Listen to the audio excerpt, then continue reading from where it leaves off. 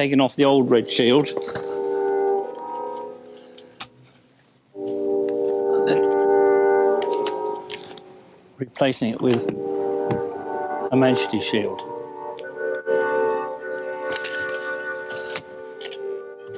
The standard will then go up through the roof, because this can be actually done on the road. And then what I would do is when I'm round at the door, before I manage to get in, I check that the standard is flying properly and uncover the shield. And this would then be ready for Her Majesty. Also, the Spirit of Ecstasy would be taken off the front, and the Georgian Dragon would be put on, which is Her Majesty's own mascot. But unfortunately today I haven't got it because Her Majesty's out using it on another vehicle. So, but that would happen on the day. Everything would happen before Her Majesty got into the vehicle.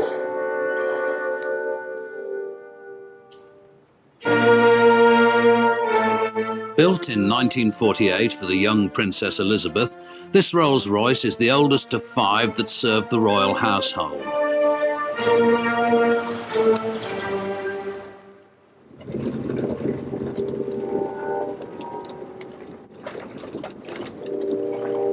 Her mother used this Daimler Landaulette in the same year to tour South Africa. Today it's pensioned off for the odd wedding and a bit of part-time chauffeuring at the hands of collector John Wentworth.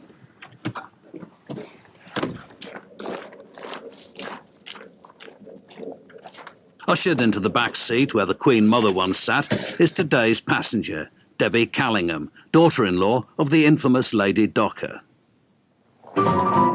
In their day, the Dockers were as famous for their glamorous lifestyle as they were for running one of Britain's biggest motor groups, particularly Lady Docker, or Naughty Nora as she was known.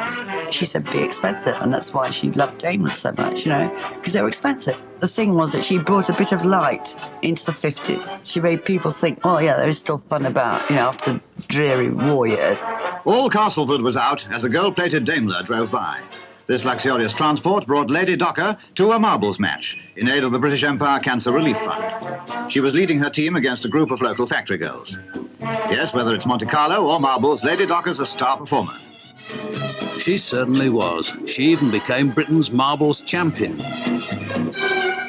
Nora Docker always took a keen interest in the promotion of Daimler, the company her husband ran. The pre-war market for these grand cars was in carrying the well-off majestically from place to place. After the war, sales of Daimlers plummeted. Naughty Nora tried to change all this. She liked the idea of a car being something that was attractive and, you know, fashionable.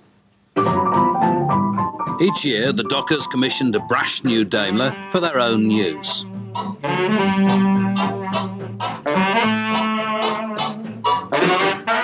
The first was the Gold Car. It stole the 1951 Earl's Court Motor Show, boasting 7,000 hand-painted gold stars, an interior trimmed in golden silk, cabinets made from a single trunk of Australian camphor wood, and fitted luggage covered in the skins of a swamp load of crocodiles. In a Britain hungry for glamour, the Dockers were rivals to royalty. They even had a yacht to match Britannia. The Shamara, the luxury yacht on which the Dockers have entertained, among others, parties of miners. After all, one of these chaps might be thinking of buying a Daimler, and if he's hesitating, Lady Docker wants to help him make up his mind. The newsreel cynicism was well-founded. The trouble was, the Dockers' gin palace lifestyle was repugnant to Daimler's traditional customers, and it didn't come cheap.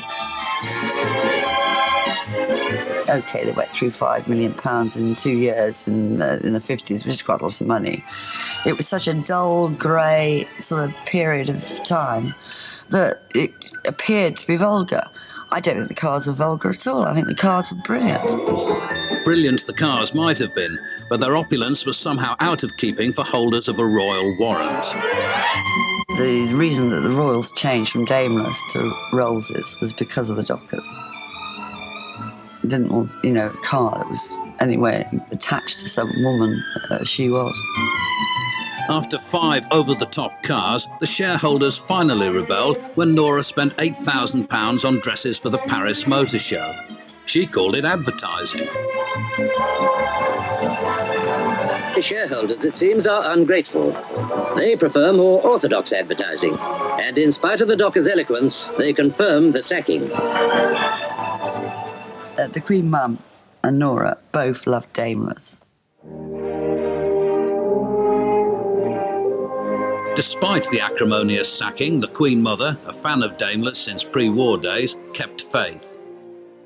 After the Dockers left, all their gold cars were stripped of their extravagant features, repainted, and like the Dockers themselves, went abroad.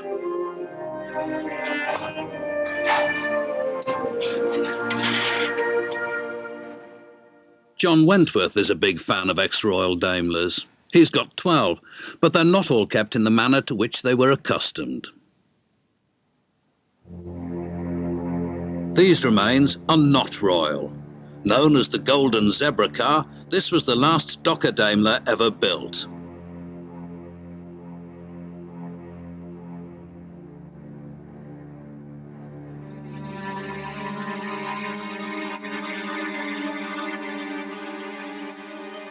It's a two-door coupe, aluminium bodied, about 19 foot long. The whole thing was ivory white. All the door handles and bumpers were gold plated, not gold leaf, gold plated. The seats were trimmed with zebra skin and cream leather, and the dashboard and door cappings were veneered with real ivory. They had sort of fitted vanity units with in ivory with cigarette cases with their crest on it in gold, and picnic equipment by Aspreys. That seems to have gone missing.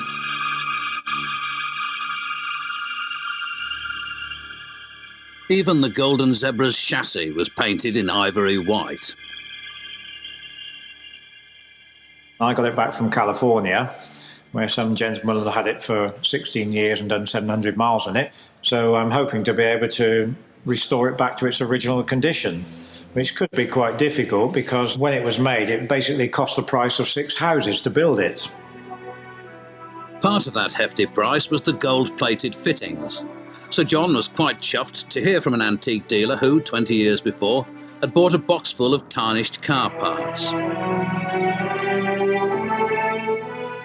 I went to meet him and we eventually negotiated a price and I acquired them.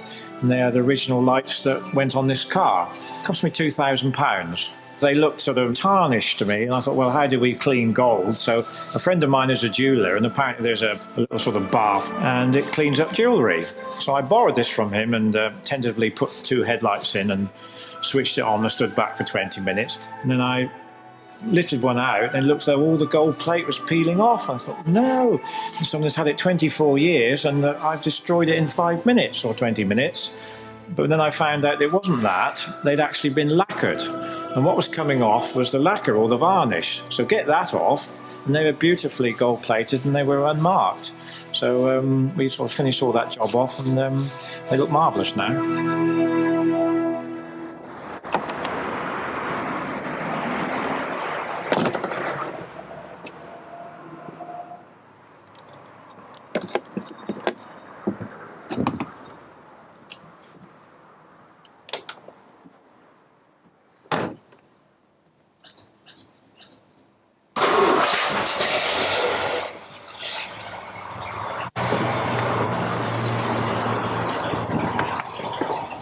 As the market for grand chauffeur-driven cars waned, a new clientele emerged from post-war austerity. Rich owner-drivers who wanted comfort and speed. This 1955 Bentley Continental belongs to retired engineer Bill Metcalf. Like many Bentley owners, Bill does not cosset his car, but drives it hard.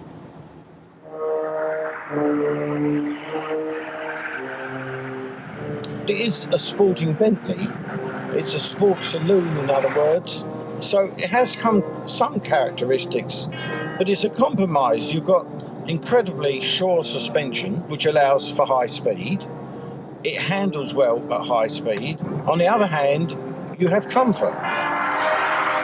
When new, the Continental cost around £7,000. A top speed of over 120 miles per hour made it the fastest 4-seater production car in the world.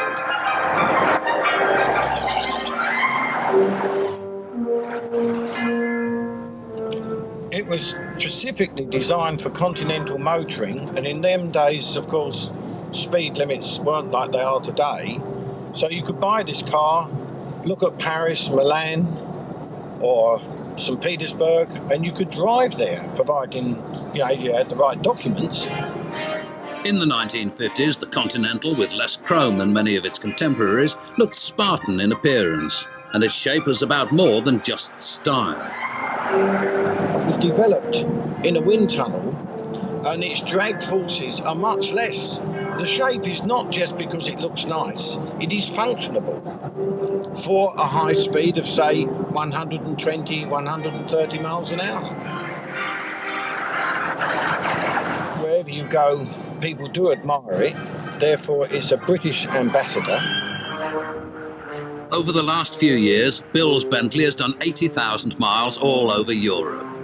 I've owned Bentleys now for 50 years nearly, and one wonderful thing about the marque is that the company still produce 99% of the parts. If something wears out, you can just go and get a new part. Of the 208 Continentals built, 206 survive.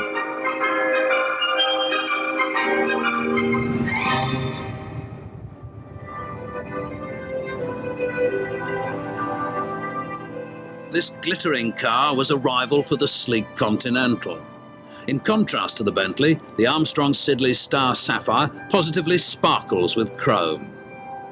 These big cars have always been part of motor mechanic Kerry Schroeder's life. My father had bought one brand new in 1960 when I was only 9 years old. And I remember him then saying how much better a motor car it was than most of the contemporary Jaguars and Daimlers and that sort of thing. Handling is unusual of a car of this size in that it does turn in well, it does hold the road very well, it doesn't understeer like most lumbering limousine type 2-ton cars of the time.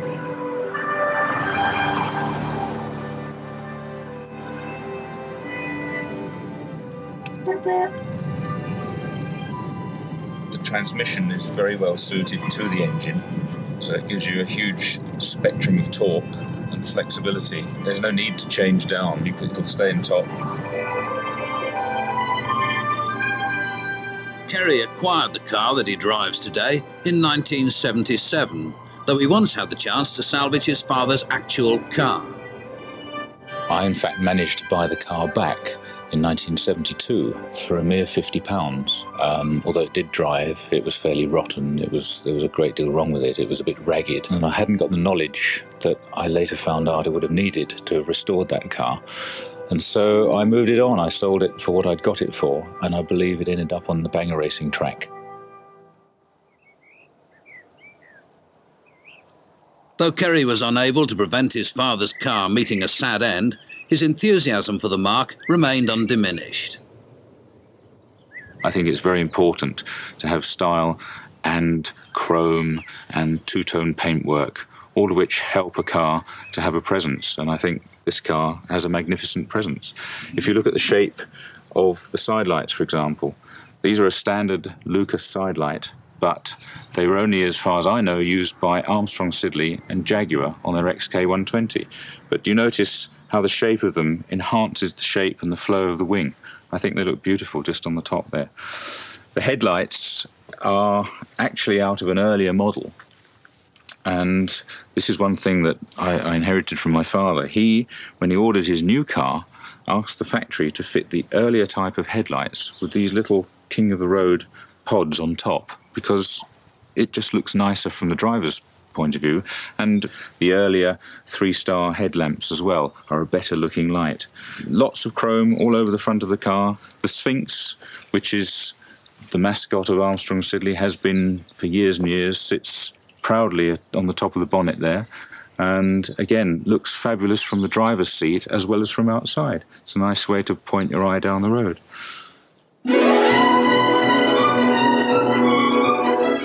Launched at the 1958 Motor Show, the Star Sapphire was a genuine Grand Tourer. It was great, provided you had miniature luggage. Boot looks massive. In fact, the lid only comes up that high, so in fact you couldn't get a great deal in this boot, even though it does look large. What is there, though, is the toolkit, which came along with most cars of this type and style in those days. There's actually just about everything you would ever need, certainly for owner maintenance to be conducted, but also for major maintenance, you really don't need a great deal more. The boot lid closes normally rather squeakily, I'm afraid, until it just rests on the stops down there. And the way to complete the closing of the boot is to put your fingers on these two sections either side of the number plate lamp and press firmly, and you get that wonderful clunk, and that's closed.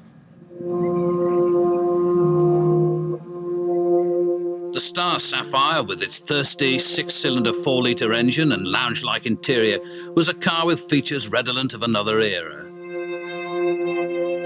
In an age that spawned the Mini and the E-Type Jaguar, these cars looked like antique furniture. Armstrong Siddeley stopped making cars in 1960, victims of motoring fashion and, unlike less flamboyant marques, a lack of royal patronage.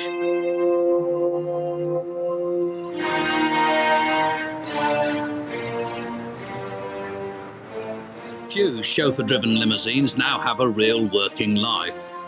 Only our royal family still use a fleet of grand cars in the traditional manner. Behind Buckingham Palace, the residents of the Royal Mews have always taken great care of royal horsepower, both ancient and nearly modern. This is the garage that houses the state Rolls Royces.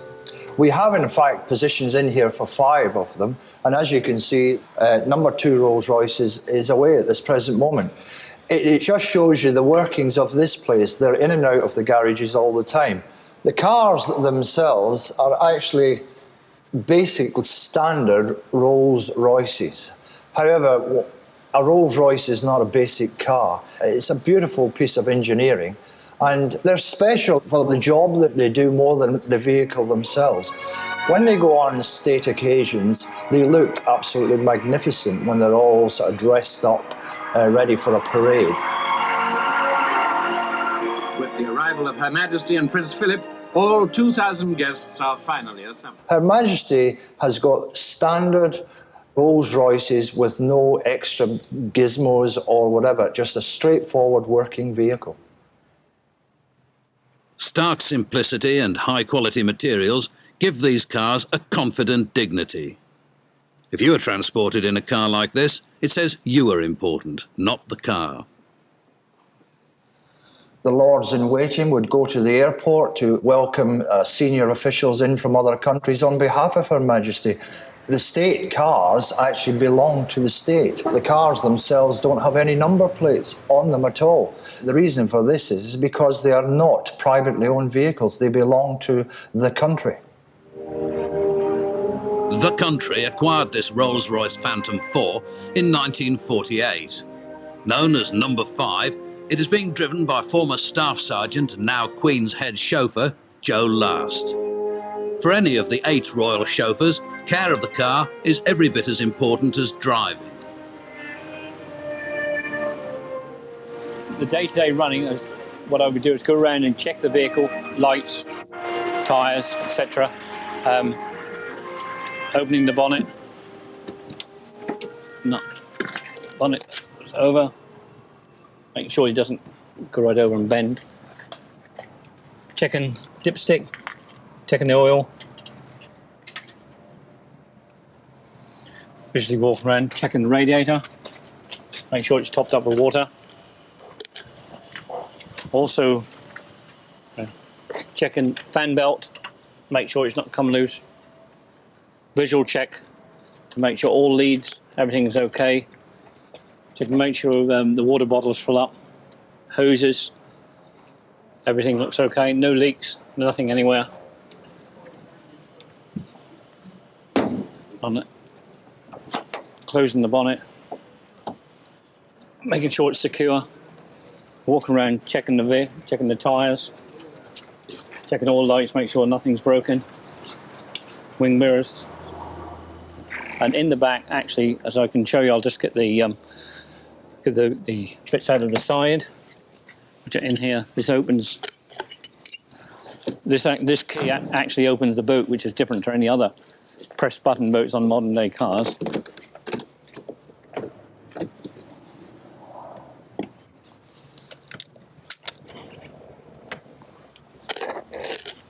Then carries its own foot pump.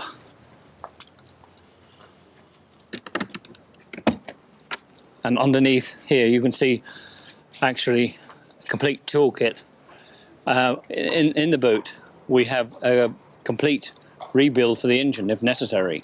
As you can see here, there is the hoses, brake hoses, new spark plugs, a coil, the springs, valve springs, etc. And underneath here, I'll take my gloves off to lift this out.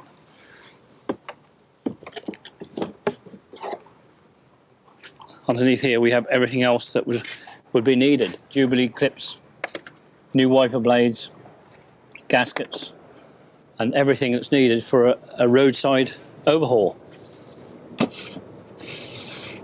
And in here we have all the bulbs, etc., headlight bulbs, the bulbs that goes in the doors, indicator bulbs, and spare fuses, which are on these ones are still wire, and unlike the modern ones, which are now glass.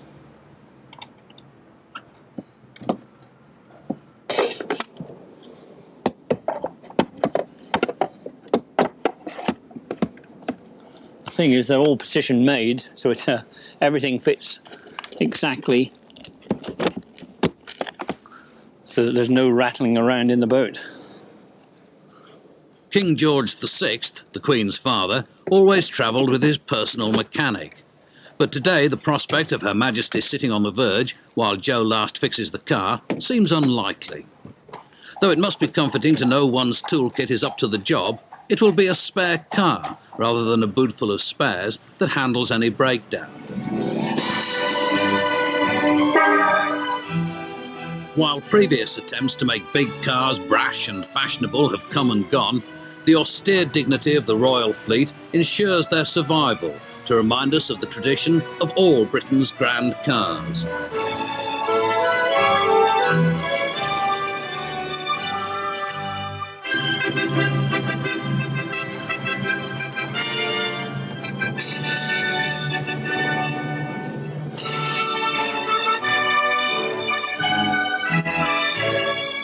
And next Tuesday at 8:30, Channel 4 Motors with those wild rovers.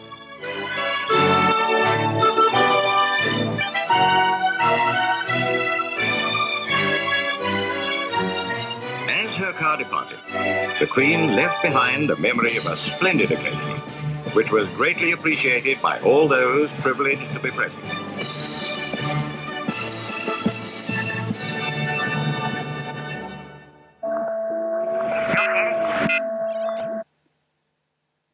A Channel 4 book entitled Classic British Cars to accompany the series will be available from the 26th of March, priced at £18.99.